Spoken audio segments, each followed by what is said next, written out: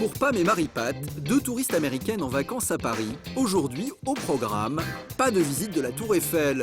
Elles ont opté pour une solution originale, un cours de cuisine française. J'adore la cuisine française, c'est délicieux. Je n'ai jamais cuisiné à la française avant, j'ai vraiment hâte d'essayer. Bonjour. Welcome. Thank you. Avec le chef Olivier Berthet, pour 100 €, nos deux amis vont apprendre à cuisiner une spécialité bien de chez nous, la mousse de caramel au beurre salé. Prêt? Oui. It's okay, it's okay, it's okay. Et pour rendre ce cours de cuisine encore plus ludique, lorsque vient l'étape cruciale de la crème fouettée, notre chef n'hésite pas à stimuler l'esprit de compétition de ses élèves venus du monde entier. Attention. Go! Allez, on y va. L'honneur de l'Amérique est en jeu. Fouette, fouette, fouette. Entre la France et les États-Unis, la compétition est rude. Les élèves ne se font pas de cadeaux. Qu'est-ce qu'elle a, la France? Ça vient? Et à l'arrivée, comme d'habitude, ce sont encore les Américains qui gagnent. Pam vient de réaliser sa crème fouettée en un temps record. Bravo! Voilà. Very good. Avec cette crème parfaitement fouettée, le chef peut maintenant faire monter sa mousse. Et manifestement, c'est délicieux. Fabuleux.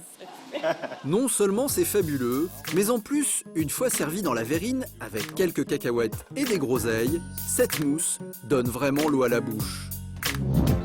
Légères et savoureuses, les mousses apportent une touche élégante à nos assiettes et peuvent se décliner à l'infini. Sucrées ou salées, qu'on les batte à la main ou que l'on se serve d'un siphon, il suffit d'un peu d'imagination pour réaliser de délicieuses mousses. Alors, quelles sont les astuces pour bien les réussir ? Alors, dîner du mercredi.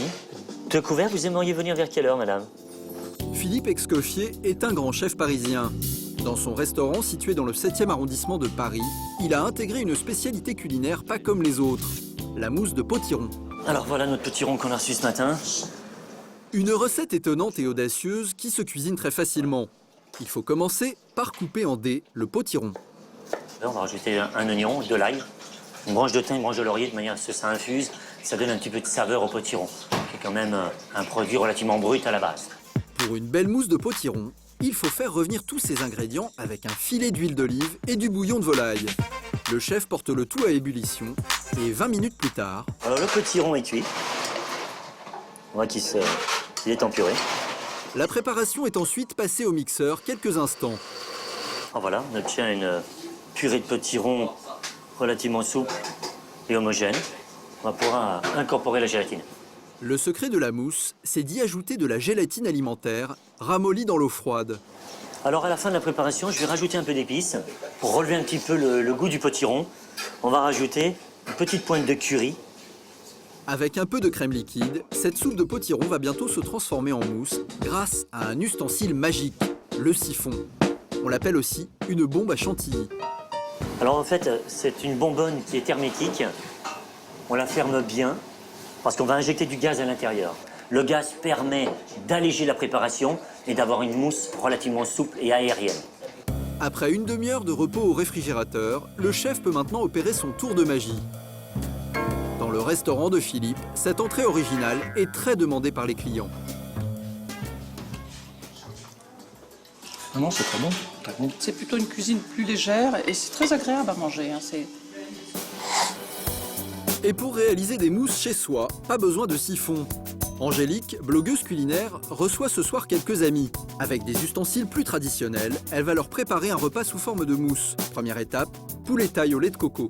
Alors le lait de coco, j'ai décidé de le faire en mousse pour changer, que ça soit un peu plus léger encore, que ça surprenne aussi mes invités, parce qu'après tout, c'est fait pour ça. J'espère qu'ils vont être étonnés.